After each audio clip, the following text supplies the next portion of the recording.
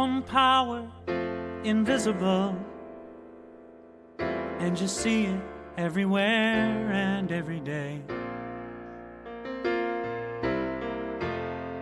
One power, indescribable, and you speak of it with every word you say.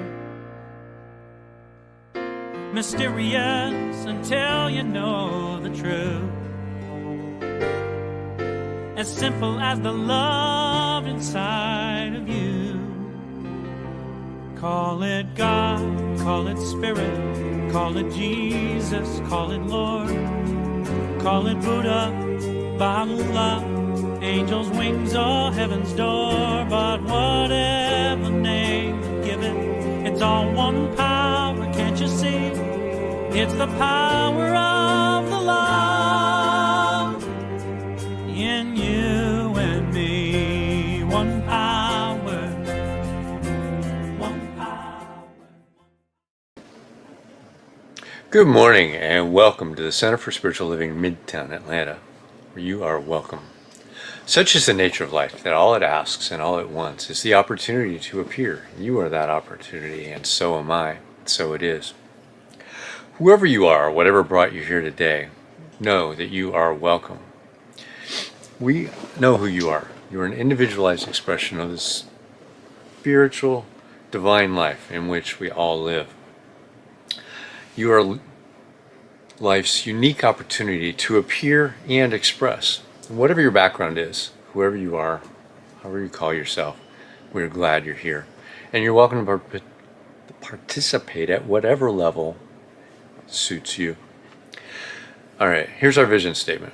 We are an open, globally connected community centered on the clarity of principle through teaching, service, and practice. We create a safe and respectful environment that supports healthy spiritual growth. And for a better understanding of who we are and what we teach, listen to our Declaration of Principles as written by our founder, Dr. Ernest Holmes. A few of the Declaration of Principles we live by. I believe in one God, one absolute power, and first cause to all things. I believe that this power is perfect love, and it creates out of a desire to express love. I believe all thought is creative, and how I choose to think creates my personal experience. I believe in the unity of all life, and the immortality of the individual soul forever unfolding. I believe in the eternal goodness, the eternal loving kindness, and the eternal givingness of God to all. And so it is. So grateful, hey.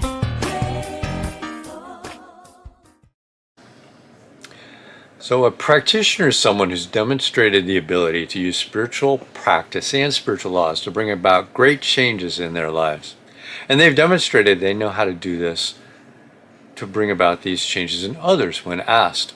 Licensed by Centers for Spiritual Living, they're available to you to provide spiritual guidance and support in those areas where you're looking for assistance.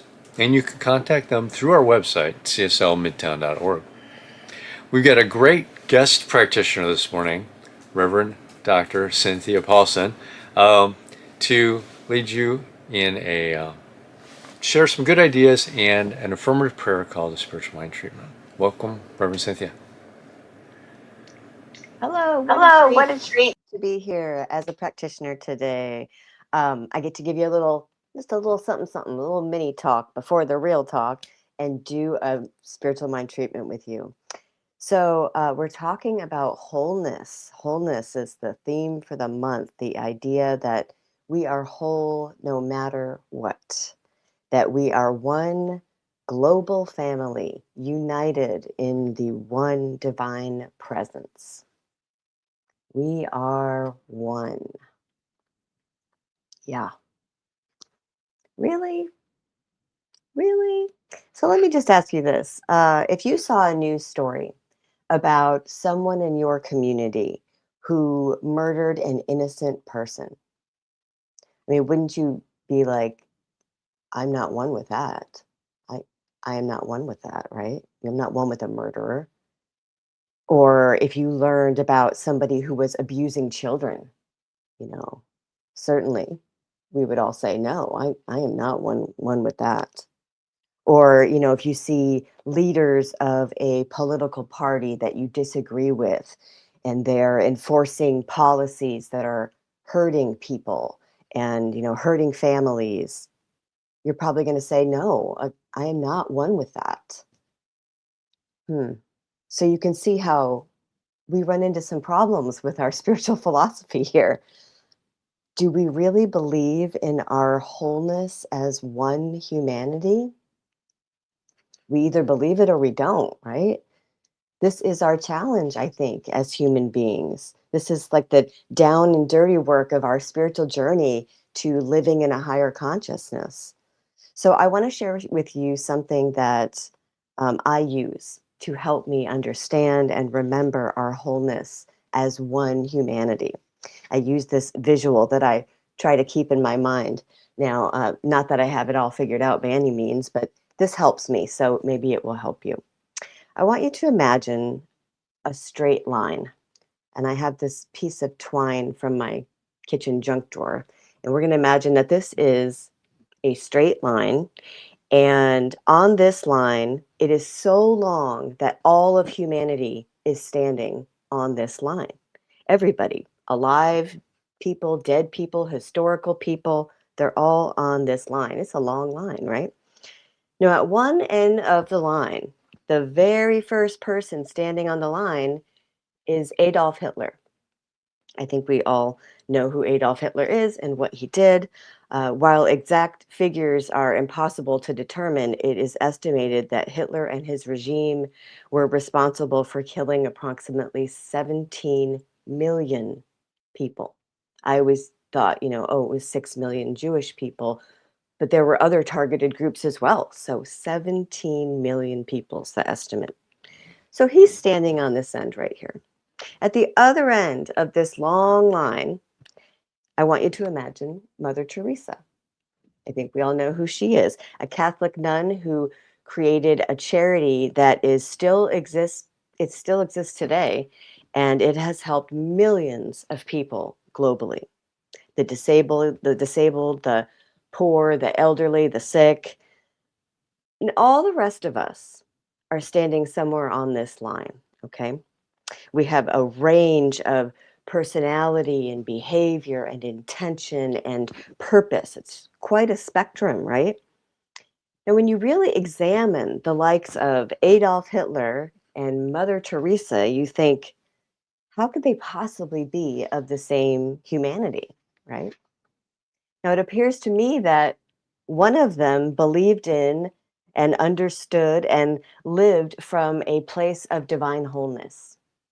Mother Teresa saw God in the poorest of the poor and the sickest of the sick. Adolf Hitler believed in and operated from a place of separation. He really focused on labeling the other and hurting, destroying the other, developing systems to destroy the other. Now, the lesson here is not that we're going to call this one good and this one evil. That would be humanity expressing as duality, and we know there is no duality. The lesson is that the potential of wholeness was present in both of them. It had to be. It's the only way that this teaching philosophy makes sense, right? One of them had a very high unity consciousness that understood and expressed wholeness, and one of them had a very low ego-based consciousness rooted in separation, and that kind of consciousness really squashed its potential for wholeness. So what I like to imagine, what really helps with this concept, is that our line is actually a loop. It's a circle. A circle is a representation of divinity, divine unity, and wholeness. And so when we take our line and we make it a circle, that means Hitler standing right next to Mother Teresa. Wouldn't that be a sight to see? We have the choice of what kind of consciousness we want to have and strive for and work toward in our day-to-day human lives with our mindfulness, our awareness, our attention, and our faith. We are not one with the worst behaviors that we can imagine. We're not. We are one with the highest divine aspect potential that we can possibly imagine and know to be true. So let's make this choice together with a spiritual mind treatment and affirmative prayer for recognizing humanity's wholeness. If you would join me and settle into your seat, maybe roll your shoulders back, close your eyes if you would like. Let's take a nice cleansing breath in and release that slowly. Let's move into our heart space where we know the truth together, that there is only one power, one presence, one life, expressing itself as all creation. There is no place where this presence is not. It is whole, complete, perfect, and undivided.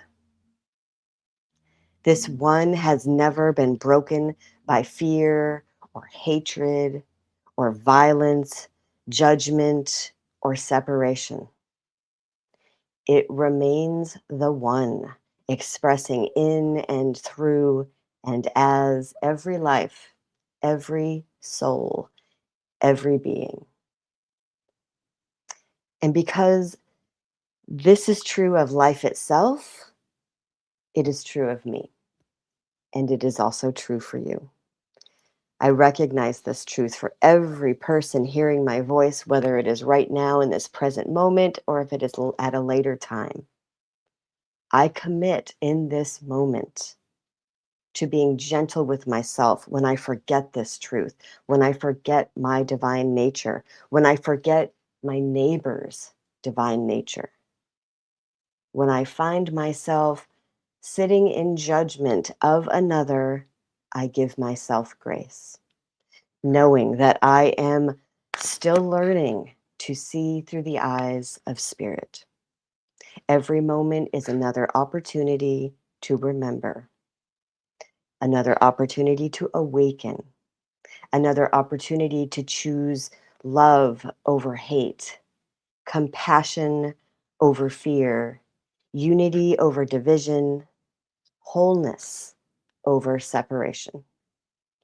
I am on the sacred journey of recognizing wholeness, and each step draws me deeply into this realization. So I speak this word today for myself, for this community, and for all humanity. I know that we are awakening to the truth of our shared being. I know that every act of kindness, every moment of forgiveness, every choice to see beyond appearances strengthens the consciousness of wholeness in this world. Right here and now, I am circling back to the truth, and you are doing it with me. Together, we are remembering what has always been true, that there is only one. We are all that one life. We are all that one love. We are all the one presence. I give great thanks for this eternal truth that is unfolding in and through and as each one of us. And I release these words into the action of spiritual law, knowing that they are already fulfilled. And together we say, and so it is. Amen. And now we have some music. Thanks.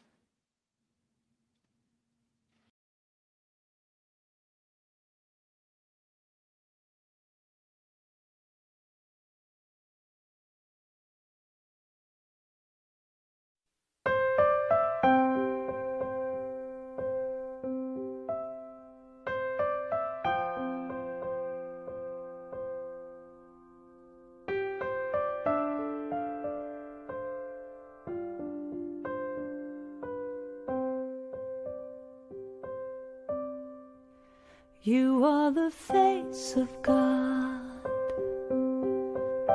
I hold you in my heart.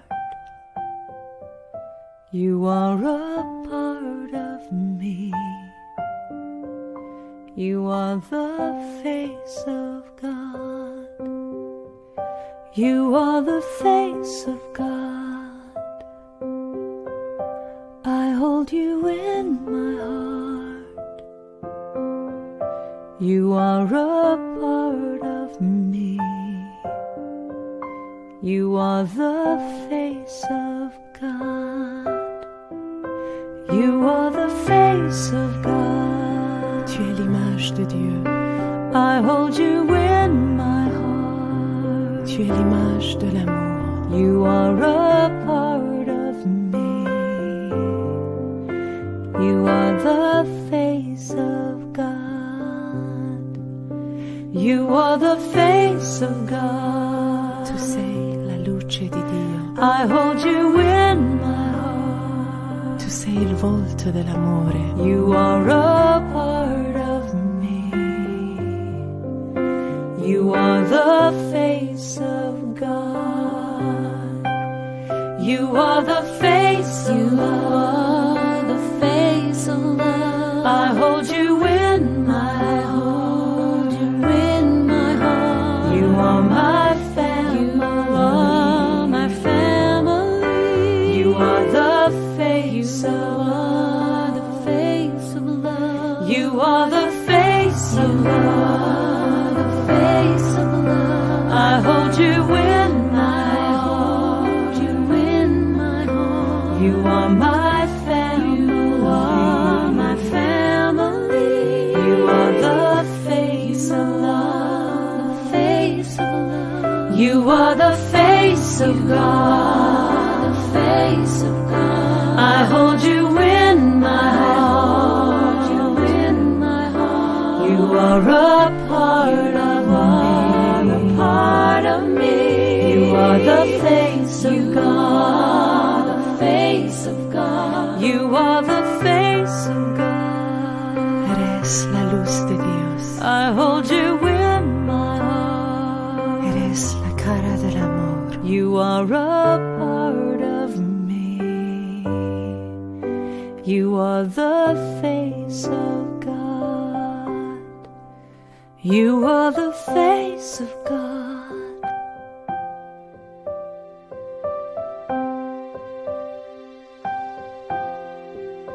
You are the face of God.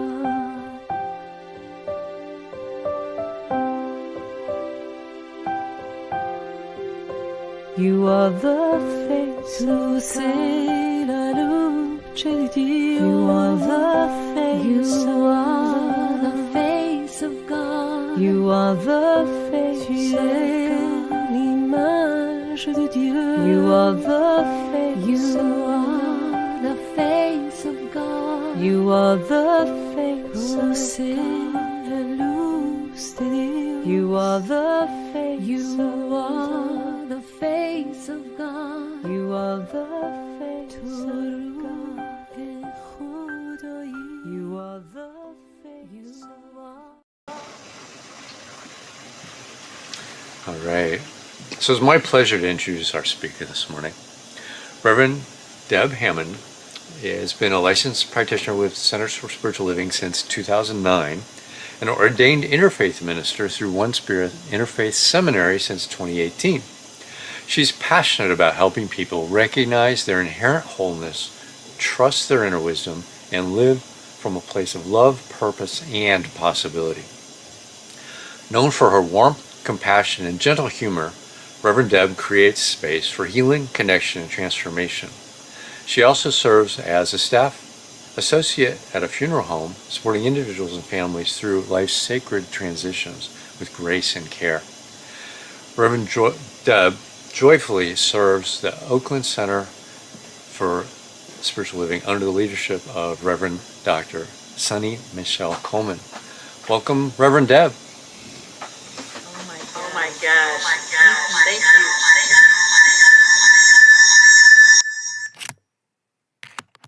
Thank you all for allowing me to be here with you all today. It is such an honor. And, it's like this morning, it just reminds me of just how to be in that space of trusting and knowing that there's a community of people that are available to support you no matter what we're going through. And that was the experience this morning when I came online and the microphone wasn't working, the camera wasn't working, modern technology. And your beloved team, they just were patient in this process of allowing this experience to unfold perfectly and to allow me to be here with you all right now. So, and in the midst of all of that, it's always a reminder to know that there is nothing broken in this process, that this is an opportunity of wholeness, remembering our wholeness of who we are. And so that's this month for Centers for Spiritual Living. We have this topic that's called Whole No Matter What, WHOLE, no matter what. And today's topic is our shared wholeness. And in this space, what Spirit kept dropping into my awareness is that this place of wholeness, so many times when people say we come from broken families, or it's like there's some part of a person that's broken. And what Spirit and our teachings remind us is that we're not broken, that we are truly whole, perfect, and complete, exactly as we are. Now, yes, we may have gone through some challenges, some experiences that we may not have thought that we needed to go through. But what I realized for myself is that when I've gone through some of these traumatic experiences, these challenges, that on the other side of this, there was something amazing that happened because it allowed me to be in this space to open up. It allowed me to be in this space to go deeper into Spirit within me and to trust that there is something else greater that's coming out on the other side of this experience. And so I think about our spiritual communities. And one of the questions that was posed in our preparation for this talk is, what would it really mean? What would it mean to really believe that we're all one global family and that we are each unique and divine? And that question, it reaches beyond philosophy. It asks us how we live, how we love, how we welcome one another, how we treat ourselves.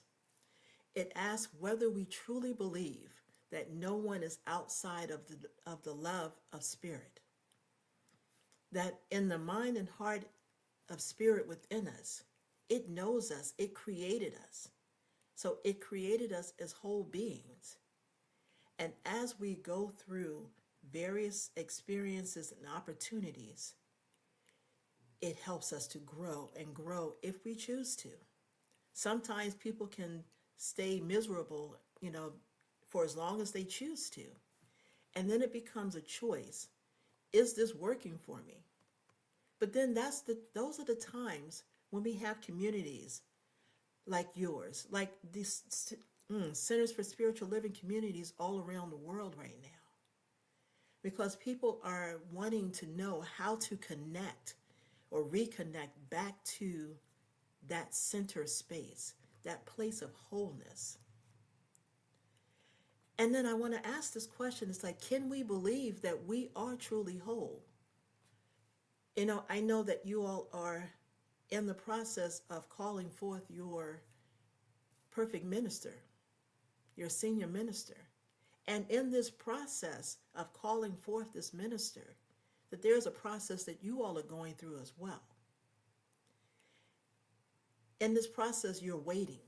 So in this waiting period for the right and perfect minister to show up,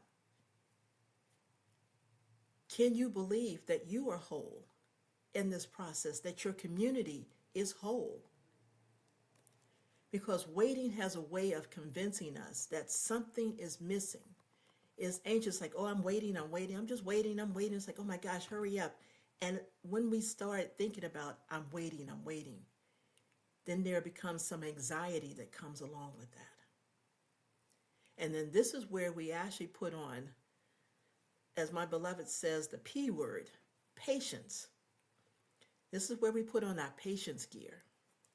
And we tell ourselves that, we'll ask ourselves these questions like, or say, I'll be happy when this new minister shows up. I'll be happy when whatever it is, this new job shows up. I'll feel complete when fill in the blanks. I'll have peace when. And as a spiritual community, perhaps some are quietly thinking, we'll really begin our next chapter when our new minister arrives. And the thing about it is that in this moment, as you're setting the stage for this new minister, what if all of that wasn't true? What if that you'll really begin when your next chapter, when your new minister arrives? What if that's not true? Because when we come from this place that your community is already whole, the next minister isn't coming to make you whole, because a whole community is calling forth the next expression, showing up as the senior minister. And so in this place, when you come from that mindset, everything changes. Even if you think it's like, oh my gosh, my finances will increase. It's like when I get this new amazing job that's over here, that's going to pay me an astronomical amount of money. But when we come from this place of knowing that we're whole, that who we are, we're bringing something into that community, into that new position. Because sometimes we may step into a new job thinking that we're going to make all of this money and it's going to make us happy, when there's something within us that feels like it's broken, feels like that there is something that is just not right, but we're not speaking it out loud. We're not talking about it, but there's an energetic that's behind that place of I'm not enough, I'm not good enough. Because we speak out, oh my gosh, I can't wait to get this new job. But inside, there's something that says, I'm not good enough for this new job. That, well, what if they don't like me here? What if? Well, what if you walked into this place and knew that this was the perfect place for you, that you bring something different to the table that they may not have experienced? They've been waiting for you to show up. But if you're coming from this place of brokenness, that you're not whole to step into this position, there's something that happens energetically. Because sometimes you get in and you recognize you can't get along with an employee. You can't get along with the boss. Or what I've seen with some companies is they've started and then all of a sudden a person starts with that company and then they're laid off right away. And that's the thing, when we start putting our attention on that on the outside, rather than that's within us on the inside, connecting with that spirit within us, trusting, being patient that the right and perfect opportunity shows up, miracles happen. And we call them miracles, but there's a knowingness. We know. And as Ernest Holmes reminds us as well, life is already complete within itself. We were not born broken. We were born whole. Even if we have people that come out that may have missing limbs or maybe blind or have some type of what we call defects, they are still whole. Because that within us, that spirit, that energetic within us, it knows who we are. And it's like, and as we continue to connect with that, no matter what it is that we're choosing to do in the world, we can move through it. When I see some of these athletes, when they have the Paralympics athletes, Olympics, and you see so many of these Olympians these athletes that are out there in wheelchairs or either missing legs, and they're out there with prosthetics and they're running, they're getting medals left and right. Because they know that even though their legs may be missing, they're still whole. They're still complete. And that there is a divine within them that is working and doing its perfect thing in their life and affairs right now. So we have to remind ourselves that the journey is not about becoming whole. The journey is remembering that you already are. So let me say that again, that the journey is not about becoming whole. The journey is remembering that you already are. In one of the readings that we had for this week, it talks about the reading from Thich Nhat Hanh, and he offers such a beautiful image. He writes that community is like a forest. Each member is a tree, and no two trees are alike. Some are tall, some are young, some bend, some stand straight up, some blossom quietly, and some provide quiet shade. But together, oh my gosh, they become a forest. A single tree can be vulnerable. A forest creates its own climate. It protects and nourishes itself. It becomes stronger because it belongs together. And isn't that what spiritual community is about? It's when we come together, because there are so many people we think, oh my gosh, I can do this on my own, I can do this on my own. And not to say that we don't have our own independence, but when you're coming and a part of a spiritual community, when everyone comes together to support one another, that's that forest. And that spiritual community is a place where we remember who we were, who we are when we've forgotten. That's why we have practitioners and ministers that are there to hold you in prayer, to know the truth of who you are. This is what Ernest Holmes talks about, our founder talks about in this place, that you are already whole, perfect, and complete, exactly as you are. Our spiritual communities are a place where everyone belongs. Not because we're the same, because that's not true. We all come from different backgrounds and have different experiences, but because we are equally expressions of God.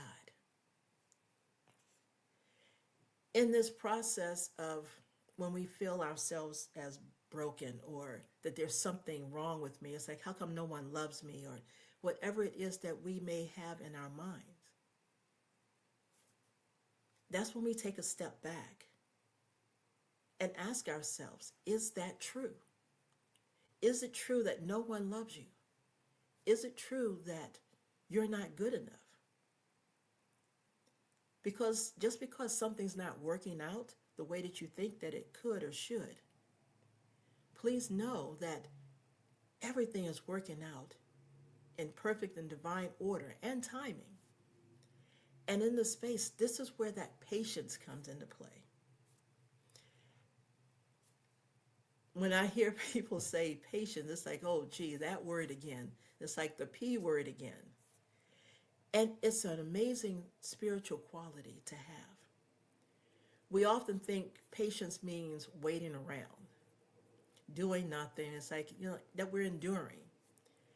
But spiritual patience is something entirely different. Patience is trusting divine timing while continuing to show up.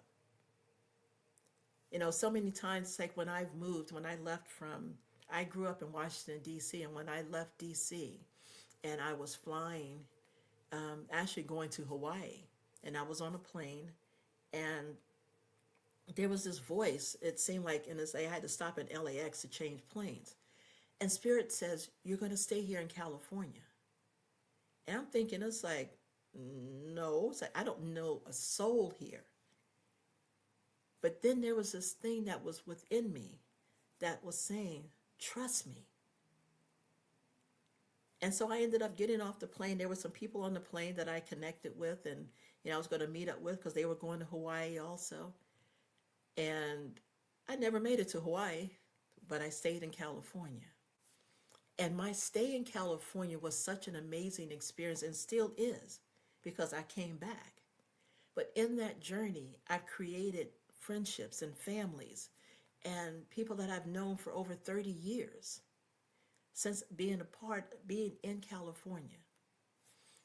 And in that process of being in California, I had to trust when Spirit says it's time to leave. I left to go to Georgia. And I'm like, okay, Spirit, what are we doing here? But I'm trusting. So in the midst of everything, I'm trusting the process of what's unfolding. And Georgia was an amazing experience for me as well. It slowed me down and it allowed me to take time to connect with Spirit. Because I remember sitting on my patio one time and I was asking Spirit, it's like I was out in the area, I was like all by myself. And I said, Spirit, why am I here by myself? And what came to me was that in order for me to go deeper and really reconnect with my spiritual center, because in the beginning here, I had too many distractions here in California. Too many things were going on at one time. And it was taking my people, places, situations, was taking my focus away. So I had to be removed from this situation and step into this place of quietness. So in this place of being in Georgia is when I went to ministerial school. And the thing was like, nah, it's not happening. But that was where Spirit was guiding me. And in that process, it has allowed me to come back to California in a different light and a different way. And that's where the patience, because I was upset with myself a couple of times, like, this is not working. We need something different. But then I had to remember, there's something greater on the other side. And that's the thing that I offer you as well. Look at whatever it is that you may be going through. Even as we're in this economic environment of where we are right now in our world situation, how many times can we say to ourselves, it's like, I know there's something greater coming out on the other side of what we're experiencing right now. You know, there are times that we focus so much on what we're waiting for that we miss who we are becoming. So in these processes of we're wanting things to change, what's changing within us? What's continuing to grow us? How are we praying? Because I remember a minister said once before, like when we watch the news, say a prayer. Because we always talk about prayer is powerful. Say a prayer. Speak a prayer to the news and to the world, because it's all energy that's going out into the world. And as we say in our prayers, it's like our word cannot return to us void. It must go out and do that we've sent it out to do. These current experiences, how are they shaping us? How is it shaping our communities, our spiritual communities? Even as you all are calling forth your new minister, how is that unfolding? What I know is that when the time is right, these paths of what we're putting out into the universe, what it is that we're being called to do, that it's all going to come together, that your new minister is going to show up just like that. And it doesn't happen by accident. It's by divine appointment. There is a divine timing that happens. Sometimes it happens instantaneously. Sometimes there's a process that happens, because maybe your minister that's coming to you is contemplating. It's like, do I want to do this? Do I want to take on a community? Am I the right fit for this? Do I want to move to Georgia, or whatever it is? They're going through their own process. And as they come into alignment with your spiritual community, because you all are holding this energetic, this amazing energy that's calling forth, you all are preparing yourselves to receive this new minister. So what are you doing to receive this incoming new minister? Because what I know is that ministers, they don't create the healthy communities. Healthy communities, they welcome the inspired ministers to come in. So knowing that your community is already healthy, ready to receive that perfect and divine minister that's coming forth, oh, I know great things are unfolding for you all. There's an affirmation that we have for this week, and it's I recognize and honor that I am a part of one global family. And if that is true, that means everyone belongs.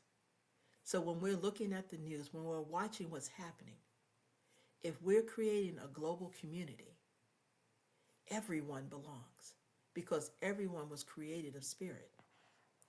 Not just those that agree with us, not just those who look like us, not just those who worship like us.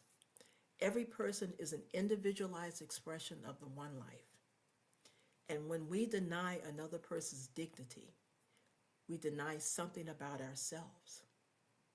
When we can honor another's divinity, then we can strengthen our own. Wholeness grows through inclusion. Love expands through belonging. So I want to leave you with a few practices for living wholeness. First is remember your own wholeness. When you begin every day, reminding yourself that nothing essential is missing. Second, honor someone else's wholeness. See beyond the appearances. Look for the divine within that person.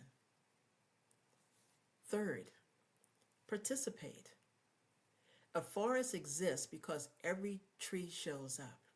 And sometimes it's a matter of going to go volunteer somewhere that you may not have thought about volunteering. Going to show up and support your neighbor who may be going through something hard. Community becomes strong because people contribute. Fourth, practice patience.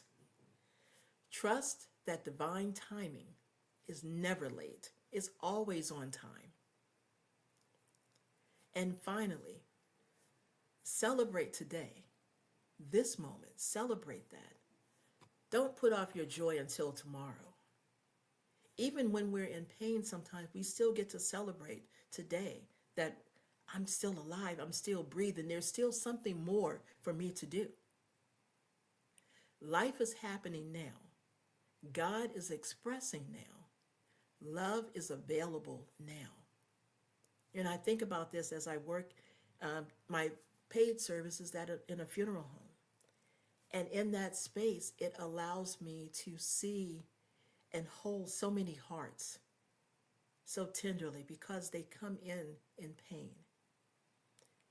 And it's like, and there are times it's like, people, I just look at them, I may just stand next to them because I can sense their energy and I know that there's hurt, there's tears that's there, and they just want someone to be there with them. And that's what we get to do. How do we stand next to someone that's hurting? How do we allow others to stand with us when we're hurting? Life is happening now. God is expressing now. In everything that we see, God is expressing. And love is available now. So perhaps today the invitation is simply this. Be whole while you wait. Be joyful while you wait. Be generous while you wait. Be loving while you wait. Because waiting is not empty. Waiting can be scared. It can be a little scary. But what I know is that your community, this world, this planet right now, that we're already enough. You are already enough.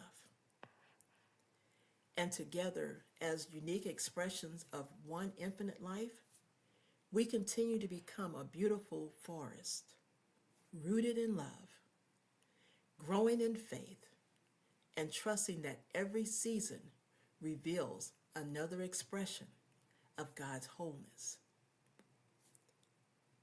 So as I return back to this affirmation, I recognize and honor that I am a part of one global family.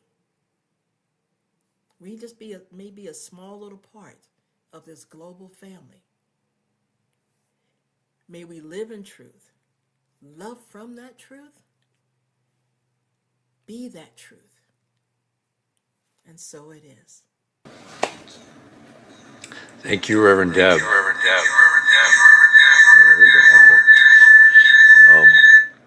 Yeah, we're good there. Thank you so much for that talk and that reminder of what we're looking for, that we are whole. So we will see you over on Zoom in just a few minutes, and thank you so much for your talk. That was really powerful and a good reminder of who we are and what we are and being here right now. So, as she said, we are looking for a new minister, so it's time for our New Minister Sacred Covenant Easy Prayer, which is online on CSLMidtown.org.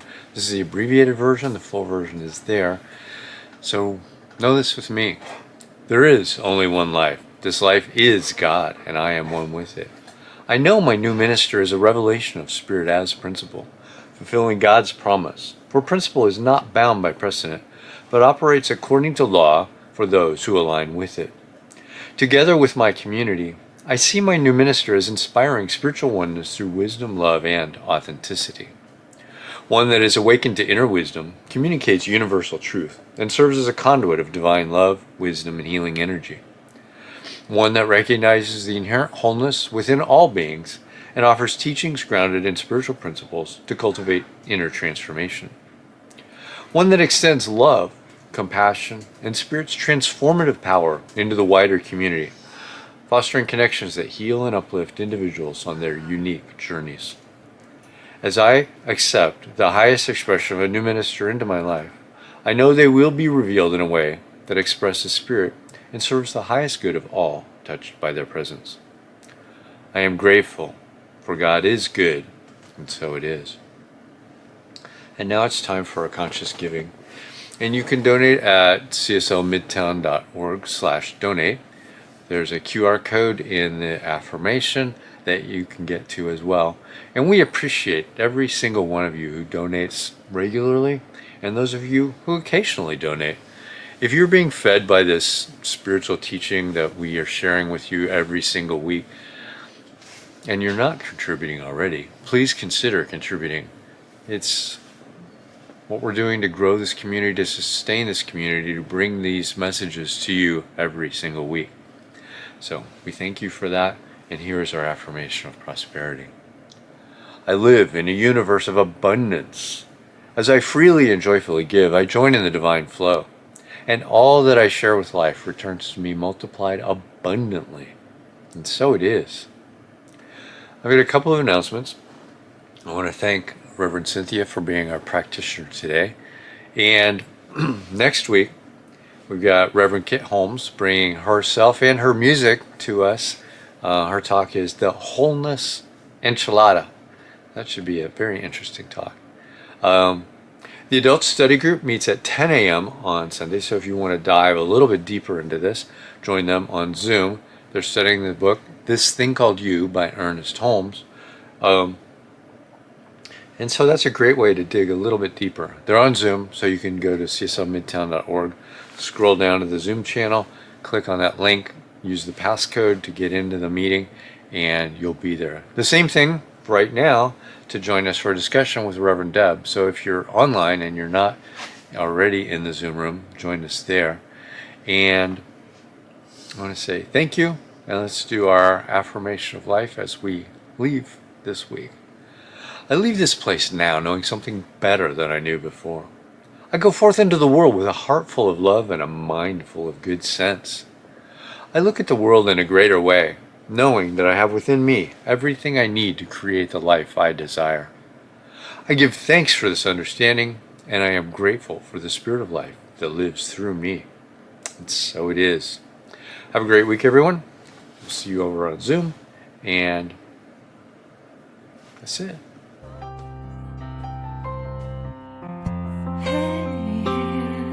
I'm so grateful.